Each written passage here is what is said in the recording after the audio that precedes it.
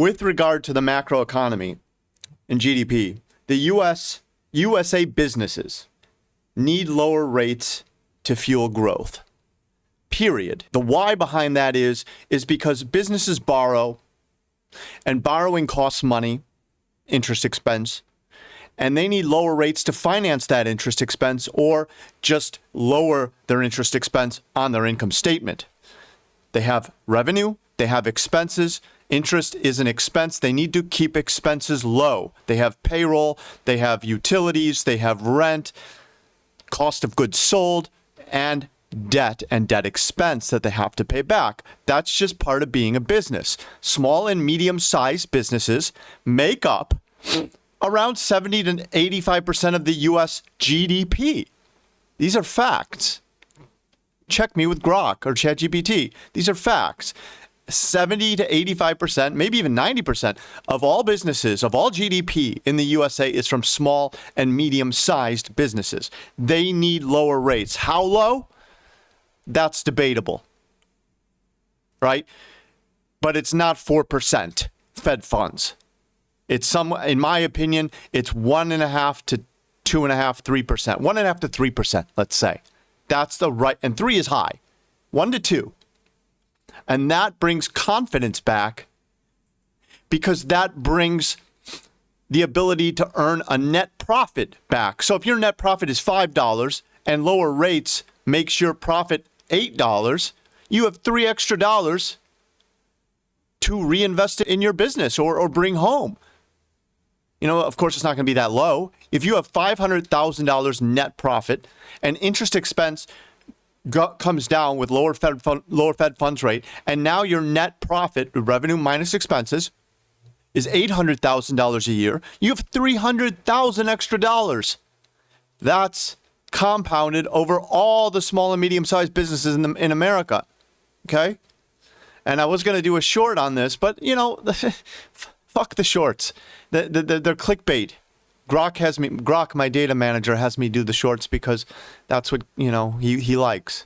It likes. Whatever. But there are 3 steps to getting the Fed to act, and we have 2 of them. Okay?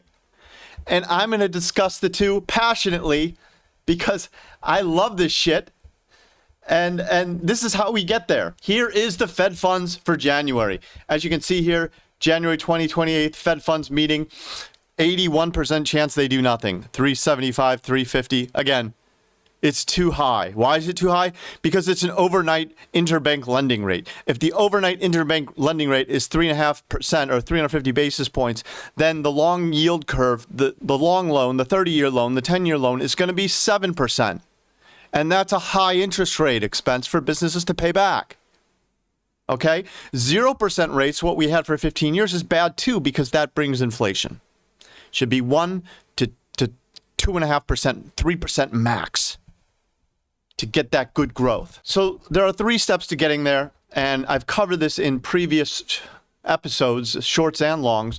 The ISM is one. What is the ISM? The Institute of Supply Chain Management Manufacturing Index of small and medium-sized companies that manufacture goods. And over 50 is growth, under 50 is decline. The ISM printed 47.9, deep below estimates and still in deep contraction, and the lowest ISM in months. I mean, you could see the trend here. It's the lowest since, I think we started 2025. It's just a downtrend. We need this to be going up. We need manufacturing to be booming. So if manufacturing's booming, the supply chains are booming, the businesses are buying and producing goods and services, which is what a healthy economy needs. This shows they are in contraction. However, this low number prompts the Fed to act. That's number 1. The first one we have a low ISM.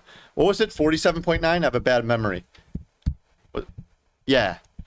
So we have our 3-step. Number 1 is ISM. Number 2 is inflation. Now, the Fed uses the crooked BLS, right? The BLS is, I call it the BLS, bullshit system. Truflation uses 35 zillion data points or million or whatever. But as of today, 19 hours ago, I quoted this at 1.95 2 days ago. The CPI is now 1.87 with the PCE at 1.89. That's really good. 1.9, yeah. So I quoted that just 2 days ago. It's been in this rising wedge and then fell off a cliff. Our CPI calculated from millions of price of data has remained below 2 since December 30th. Really good. The Fed needs that. That's an arsenal for the Fed. The Fed can say, we are below 2%. We've hit our target. We can lower rates now. 1.89 and the more important, the PCE 1.88 or something like that. 1.87, 1.88, 1.8, whatever. I got them wrong. 1.89, 1.87. The last piece of information that we need, where is it? Where did I put my last piece of information? It's right here. It's Thursday and Friday. We're waiting on this. Initial jobless claims are people who lost their job. This spikes, and that's part of number 3. So unemployment spikes and new jobs decline. That means the economy is soft. So ISM, soft. Why do we need the economy to be soft? Because the Fed lowers rates when the economy is soft. Inflation, under control. Jobs, unemployment, economy, soft. If this number comes above 210 or this number comes below 73K. Is everybody clear? That's what we're looking for. I don't have too much trust in this data because it's Fed, state, BLS, etc., U.S. employment, initial jobless claims, but that's what we need, and we're looking for that. And if we get that, we get this number right here to decline maybe to 20% and this number to spike, and we're on our way to getting 3.25 to my target of 3% or lower. Stephen Mirren says we need at least 4 rate cuts in 2026. I tend to agree.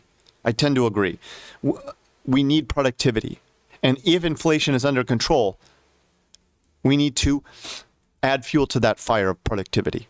That's the name of the game. So if you like this content, please comment, share, like, and subscribe. It helps the channel grow. I'm all about growth too. Lower those rates. Let's get everybody producing. And a happy 2026 and a prosperous one. Let's fucking go. Thank you very much.